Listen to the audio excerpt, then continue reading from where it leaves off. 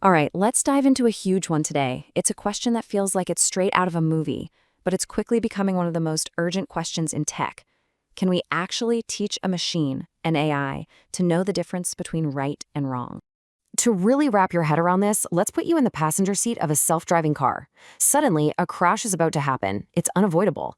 The AI has less than a second to make a choice. Does it swerve and hit a pedestrian to save you, or does it stay its course, saving the pedestrian but sacrificing you?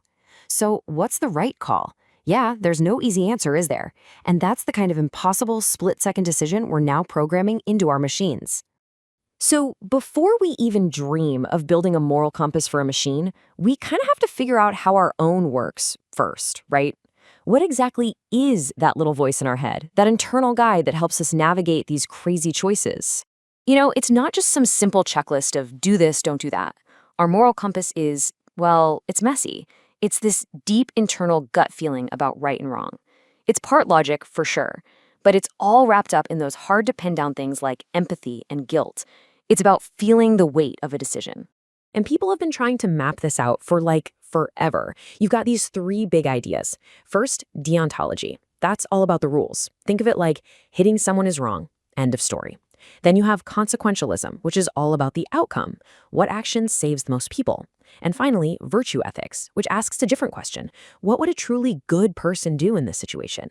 And the crazy part is, you and we're constantly mixing all three of these together every single day, probably without even thinking about it. And if you look closer, our moral compass is made of some really unique human stuff. There's consciousness. I mean, that raw, subjective experience of what it actually feels like to be alive.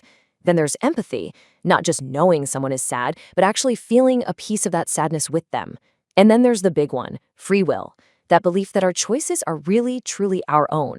These are the fundamental building blocks we're dealing with. Okay, so we have a rough map of the human moral landscape. Now let's see what happened when we first tried to draw a version of that map for machines. And let's just say these early maps were pretty basic. And of course, you can't talk about this without bringing up the big one, Isaac Asimov's 3 Laws of Robotics. It's super straightforward, right? A neat little pyramid of rules. Number 1, don't hurt people. Number 2, listen to people, unless it breaks rule 1. And number 3, stay safe, as long as it doesn't break rules 1 or 2. Sounds pretty solid on paper. The problem is, the real world isn't neat and tidy. These rules are just too brittle.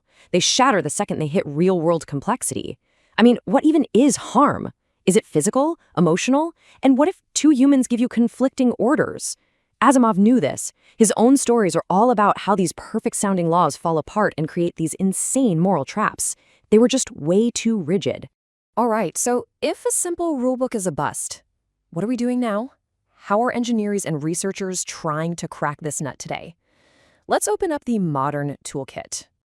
Things are definitely a lot more complex now. Yeah, we still use some rule-based stuff, but the really big push, about half of all the effort, is in something called data-driven learning. The idea is kind of brilliant. Instead of handing the AI a rulebook, you just show it everything.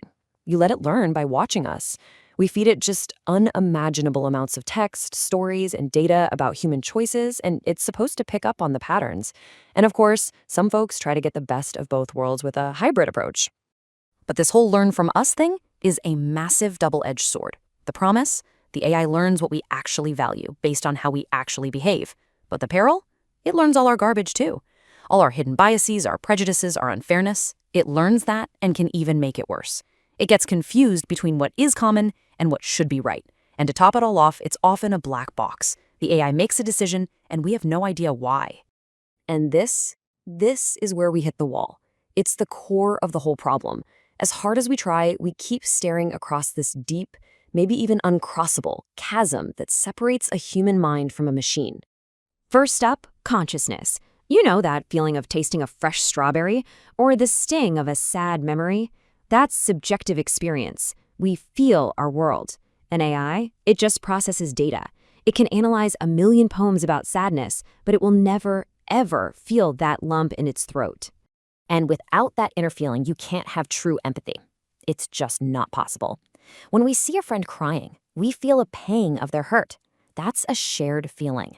An AI can be an expert at recognizing the data points of sadness, the downturned mouth, the tears, but it's pattern recognition. It's not sharing in the suffering. It's a universe of difference. And that brings us to agency, or free will. For humans, we operate on the belief that we make real choices. But in AI, it's fundamentally a program.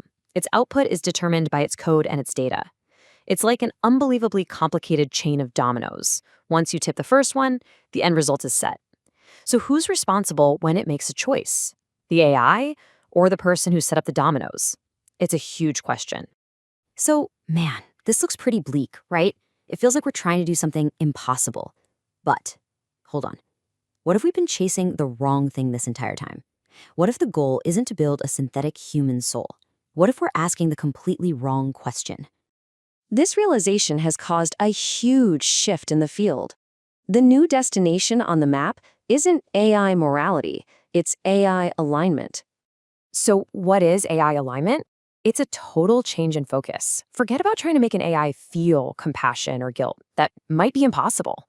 The new goal is much more practical. Let's just make sure the AI's goals and our goals are pointing in the same direction. It's all about what the AI does, its behavior in the real world, not what it's thinking or feeling on the inside. It's about safety and predictability. And this opens up a really cool new way of thinking about it: human-AI partnership. The AI isn't the moral judge, jury, and executioner. It's more like a moral consultant. Imagine this. The AI crunches all the numbers, lays out all the potential outcomes of your choices, maybe even gently points out, hey, you might have a bias here. It gives you this incredibly clear, data-rich picture of the situation.